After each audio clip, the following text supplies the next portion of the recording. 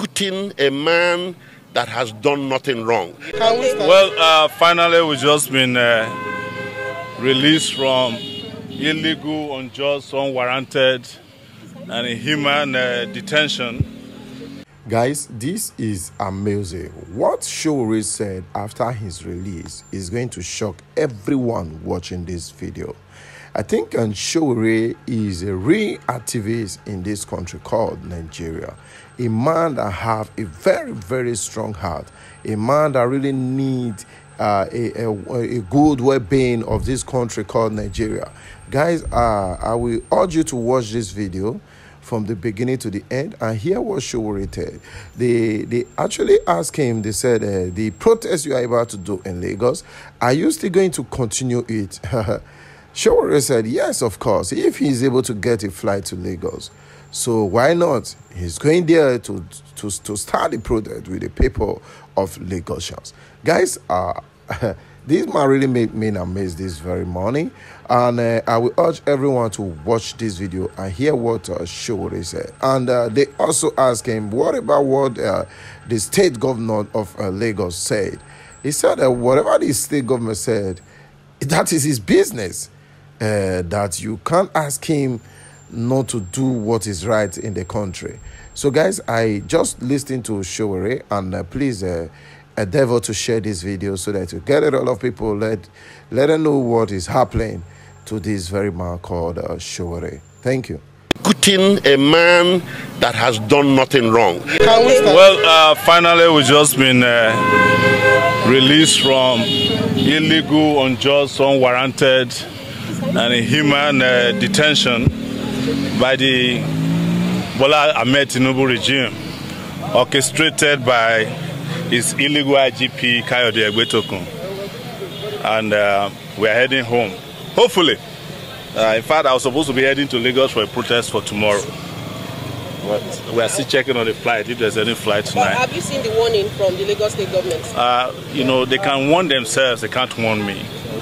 You can't warn me about my rights. Yes. They are the ones who have to warn themselves about their responsibilities. So it wasn't going to stop me. It is not the first time people who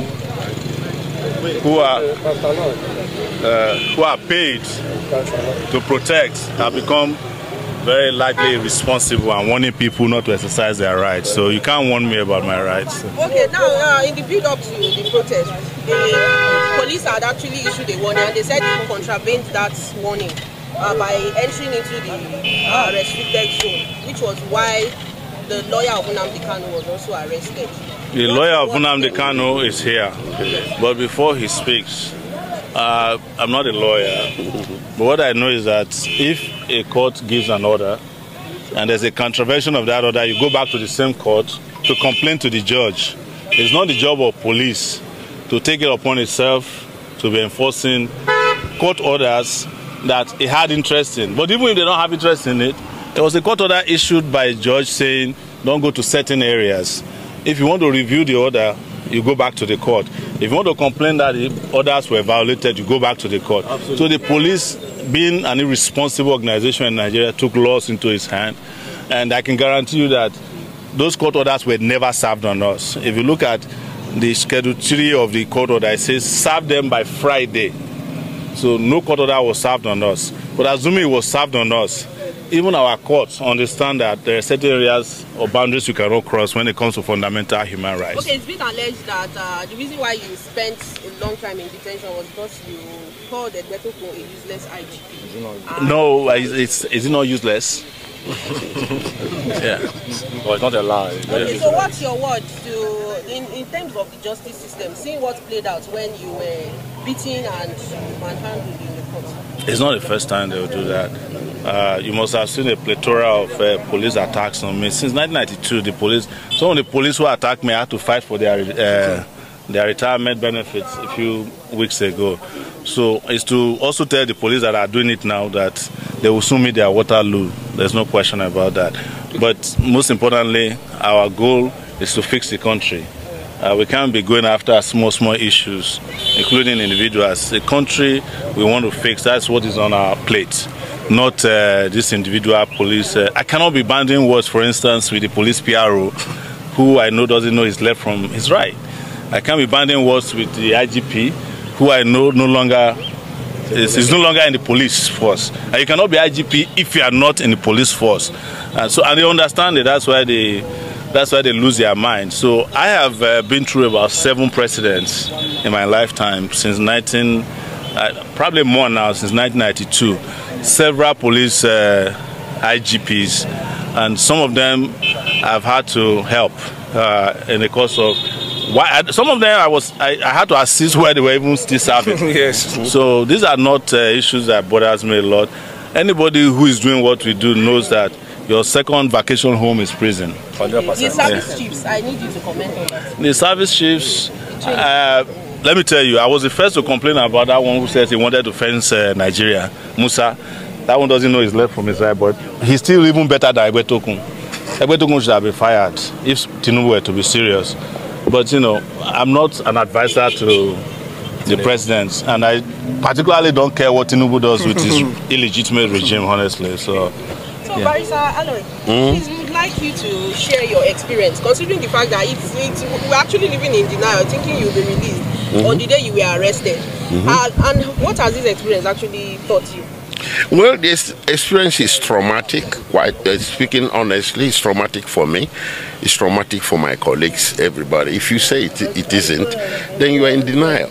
Traumatic in the sense of the manner of the arrest. It was very brutal, too confrontational. People who were cooperating with the police were being shoved around, being beaten up.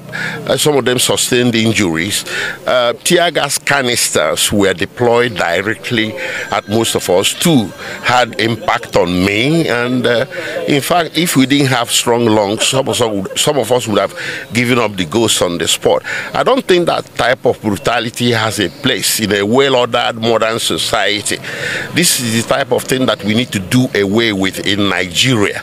Even at the police headquarters, CID, Gariki command, they deployed canisters, several canisters of tear gas, just to get us to bundle us into vehicles that will take us to abattoir. He didn't need to do that because we were already under your control. So that's something that is abhorrible and should be condemned by all and sundry. It is not good.